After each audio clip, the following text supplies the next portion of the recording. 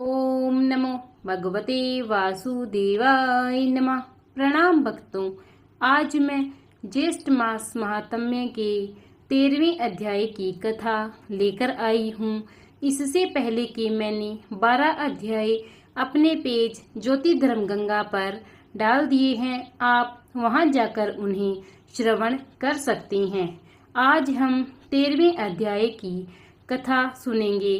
ज्येष्ठ मास महात्म्य के 13वें अध्याय में हम सगर पुत्र नाश वर्णन की कथा का रसपान करेंगे। हमें ज्येष्ठ मास में प्रतिदिन प्रातःकाल स्नान करके स्वच्छ वस्त्र धारण करके ज्येष्ठ मास का महात्म्य सुनना चाहिए। ज्येष्ठ मास के महात्म्य में 30 अध्याय हैं। मैं प्रतिदिन आपको एक अध्याय सुनाऊंगी। इसी कड़ी में आज मैं आपको ज्येष्ठ मास महात्म्य का 13वां अध्याय सुनाऊंगी। स्कंद जी कहने लगे कि हे ब्राह्मणों, जब इंद्र ने यज्ञ का सब वृतांत विष्णु जी से कहा, तब भगवान विष्णु जी मन से ध्यान कर इंद्र से निश्चित होकर बोले कि हे इंद्र, मुझको और समर्थवान शिव जी को उन लोगों ने नहीं बुलाया, इसलिए मैं तुमको एक उपाय बताता हूँ, तुम उस उपाय को करो। हे सुमत, मैं तुमको अदृश्य करने वाली विद्या देता हूँ। तुम पवित्र होकर उस विद्या को ग्रहण करो और निर्भय होकर फिर जाकर विधि से उस विद्या का जाप करो। सावधानी से यज्ञ के घोड़े का हरण करो और उसी तरह मौन पूर्वक कपिल ऋषि के आश्रम में जाओ और वहां जाकर यज्ञ के घोड़े को रखकर स्वर्ग में जाकर पूर्वतः अपना काम करने लग जाओ। अन्यथा राजा सगर यज्ञ के बल से बलवित होकर सबको मारेंगे।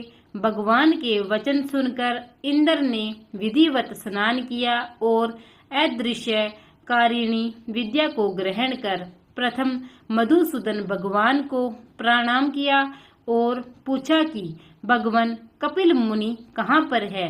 श्री विष्णु भगवान कहने लगे कि कलिंग देश से पूर्व की तरफ पृथ्वी के अंदर गुफा में कपिल ऋषि ने पाताल के समान भूग्रह तहखाना बना रखा है।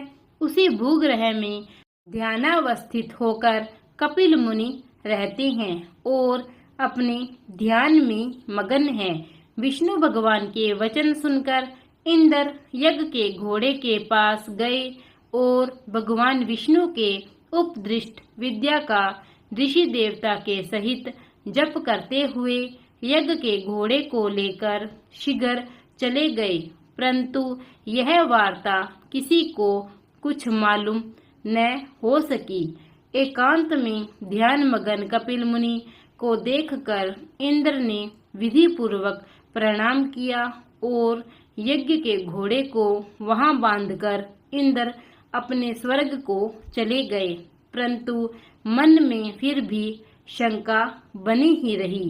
इधर यज्ञ के घोड़े के हरण हो जाने पर उसके रक्षक एक साथ अज्ञान से मोहित होकर सभी ने राजा सगर के पास आकर सभी बात कह डाली कि हे राजन, यज्ञ का घोड़ा कहाँ गया तथा कौन हर कर ले गया, हम नहीं जानते।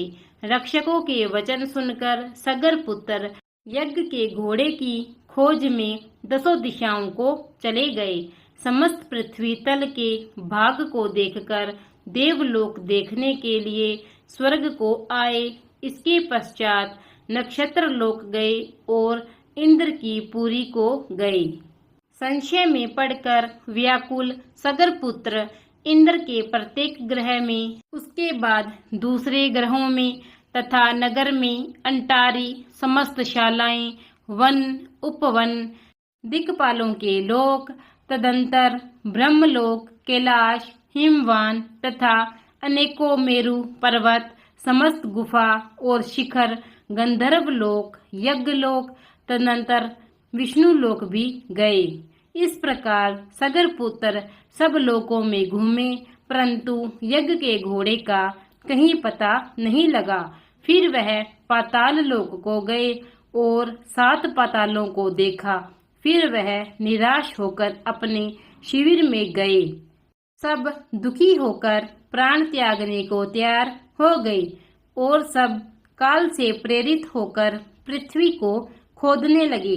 अकस्मात उस विवर से मिला हुआ 100 योजन के विस्तार में इंद्रालय के समान और मनुष्यों से रहित दिव्य गहरी गुफा को देखकर सब के सब उस गुफा में चले गए। वहीं जाकर कमल की रस्सी से बंधा हुआ यज्ञ के घोड़े को देखा और वहां पर ध्यान में मगन कपिल ऋषि को भी देखा, जो कि केवल मन से ही सृष्टि, संहार, शाप और अनुग्रह करने वाले हैं। कपिल मुनि के प्रभाव से उन मूर्ख सगर कपिल मुनि को चोर समझकर कहा, इसी ने घोड़ा चुराया है और अब भय से यहाँ ध्यान लगाकर बैठ गया। हम लोगों के भय से पृथ्वी के नीचे घर बनाकर ऋषि के समान बैठा है। इस दृष्ट को अच्छी तरह बांधकर राजा सगर के पास ले चलेंगे। यह कहकर उन शूरवीर सगर पुत्रों ने बड़ा कोलाहल किया।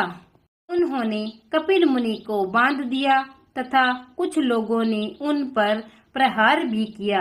ध्यान को त्याग कर ज्यों ही कपिल मुनि ने उनकी ओर देखा, त्यों ही वे सगर के पुत्र कपिल मुनि की नेत्राग्नि से जलकर भस्म हो गई। इति श्री ज्येष्ठ मास महात्म्य सगर पुत्र नाश वर्णन 13 अध्याय संपूर्ण। प्रेम से बोलिए विष्णु महाराज की जय। प्रिय भक्तगणों, अगर आपको मेरी यह कथा अच्छी लगी हो और आप नित्य ज्येष्ठ मास के महात्म्य और अन्य कथाएं सुनने की इच्छा रखते हैं तो मेरे चैनल ज्योति धर्म गंगा को सब्सक्राइब कीजिए और बेल आइकन दबा दीजिए, ताकि मैं नित्य आपके लिए नई नई कथाएं लेकर आती रहूं। और मेरी सभी कथाओं को लाइक, शेयर और कमेंट अवश्य कीजिएगा। धन्यवाद।